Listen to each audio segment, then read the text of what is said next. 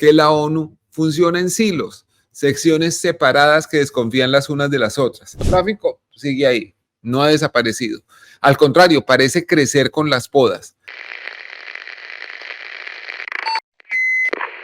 El reporte, coronel. ¿Cómo están? Me da mucho gusto saludarlos. Esta noticia recorre desde la semana pasada los pasillos de las sedes de Naciones Unidas en Nueva York, en Ginebra, en París y desde luego en Viena. Ha sido una especie de terremoto en el mundo diplomático causado en buena medida por Colombia.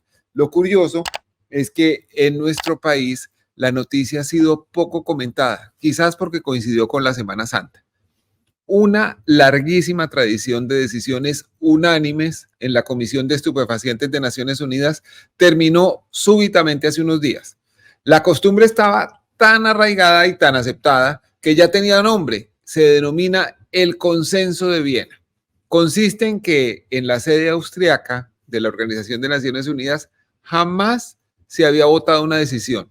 Simplemente se adoptaba por unanimidad, sin discrepancia alguna. Cuando todos estaban de acuerdo, firmaban. Eso le encantaba a muchos en el mundo diplomático, lo tenían como ejemplo, pero, todo hay que decirlo, había conducido a que los delegados de los países se movieran siempre dentro de una conveniente medianía, que no molestaba a nadie, pero donde tampoco había grandes determinaciones. Como no soy diplomático, puedo decirlo con todas las letras. Eran decisiones muy tradicionales, previsibles y hasta cierto punto mediocres, porque en función de llegar al consenso, nada cambiaba nunca. Por cuenta de esto, por ejemplo, jamás se ha examinado a profundidad la política antidrogas adoptada por los países miembros de las Naciones Unidas desde 1971, cuando el entonces presidente de Estados Unidos, Richard Nixon, declaró a las drogas como el enemigo público número 1. Pocos le han puesto el cascabel al gato para decir que todos estos años han enriquecido a vendedores de armas, de fumigantes químicos, de radares y embarcaciones de guerra, a banqueros, han militarizado las policías de los países productores en el tercer mundo, han fortalecido las mafias, han crecido de millonarios presupuestos de las agencias antidrogas, pero el narcotráfico sigue ahí, no ha desaparecido. Al contrario, parece crecer con las podas.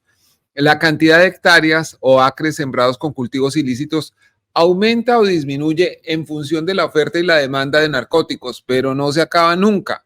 O se mueve de un país a otro a través de las fronteras sin terminarse. Miente el que diga que ha estado a punto de acabarse. Solo se ha movido dentro de lo que los expertos llaman efecto globo. Si se presiona por un lado, el aire infla otra parte del mismo globo.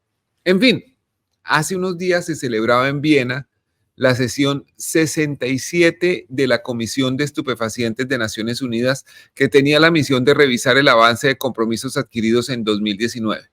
La primera discrepancia surgió por la invitación al alto comisionado de Naciones Unidas para Derechos Humanos, Volker Turk, un austriaco que sucedió en ese cargo a la expresidenta chilena Michelle Bachelet y cuya sede principal está en Ginebra, Suiza.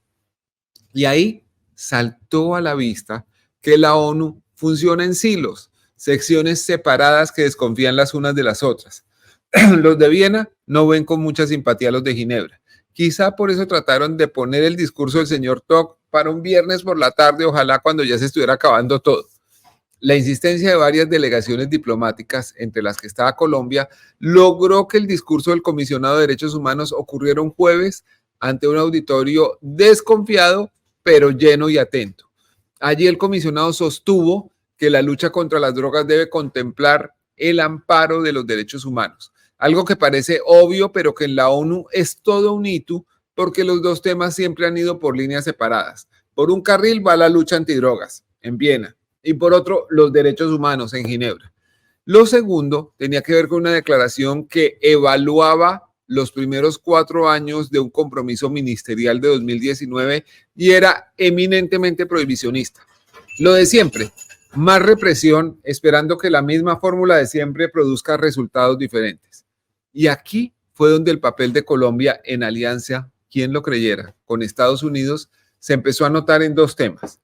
La expresión reducción de daños por primera vez apareció desafiando la rutina y la activa oposición de 2 colosos, Rusia y China. La embajadora de Colombia en Austria, Laura Gil, amenazó con pedir una votación si la expresión, mencionada 9 veces en la declaración por iniciativa de Estados Unidos, era excluida. lo cual, la votación, significaba el fin del consenso de Viena. Rusia, sintiéndose suficientemente fuerte, terminó pidiendo que se votara y adivinen lo que pasó. Se votó y ganó la declaración con 38 votos a favor, incluyendo a Colombia, Estados Unidos, Gran Bretaña y Suiza. 2 votos en contra, los esperados, China y Rusia, y 6 abstenciones. En todas partes hay Sergios Fajardos. La existencia de esa votación por sí sola mató el consenso de Viena. Pero eso no fue todo. Lo segundo que pasó es muy importante porque en la rutinaria declaración prohibicionista Colombia introdujo un párrafo que es una especie de caballo de Troya, en el que se habla de la necesidad de adelantar la lucha antidrogas con especial atención en los derechos humanos, la necesidad también de adoptar medidas innovadoras dado, oigan esto, los fracasos de la política antinarcóticos aplicada hasta ahora.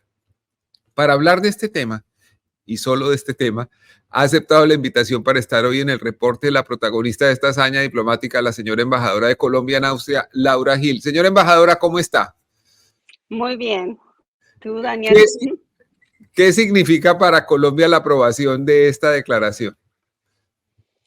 Pues mira, para Colombia es sumamente importante porque realmente se concretan avances que cambian el camino de la política global de drogas.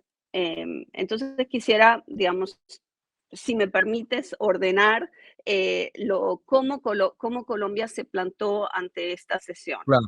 Entonces, lo primero que quiero decir es que Colombia viene desde los años 90 diciendo que el régimen estrictamente prohibicionista no funciona. Lo dijo con Gaviria, lo dijo luego con Samper, y cuando llega Santos llama a una Asamblea General de Naciones Unidas extraordinaria que adopta un documento donde primera vez se empieza a hablar de derechos humanos en drogas, pero las cosas quedan ahí. El consenso de Viena nunca se rompe.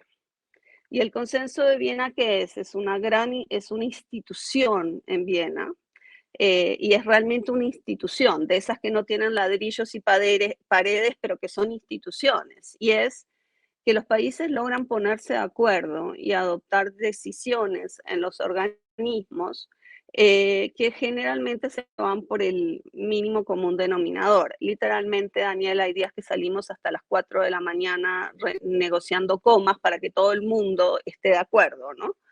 Y siempre se van por el mínimo común denominador. Entonces, el consenso es tan importante para Austria, por ejemplo, como centro diplomático, porque es una manera de trabajar aquí en Austria.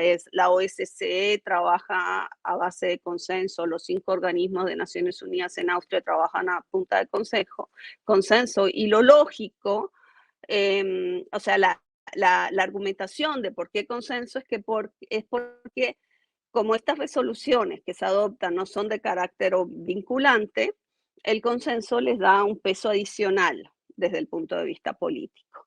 Y el país que rompe el consenso es un paria, ¿no? O sea, asume una carga muy, muy fuerte. Entonces, Ya. romperlo fue realmente digamos, un paso muy importante, pero uno no lo podía romper sin un plan.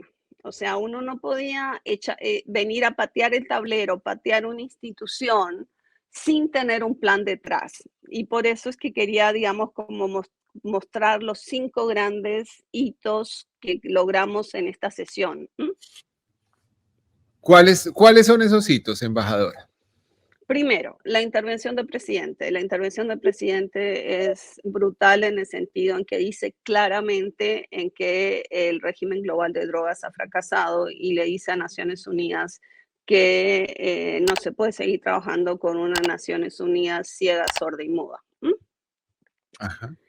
Y eso para la embajada fue muy importante porque muestra que todo lo que hacíamos aquí tenía respaldo gubernamental. Es decir, durante meses que veníamos trabajando, yo creo que muchos países se preguntaban hasta dónde podía llegar Colombia. Y creo que la intervención del presidente lo dejó claro.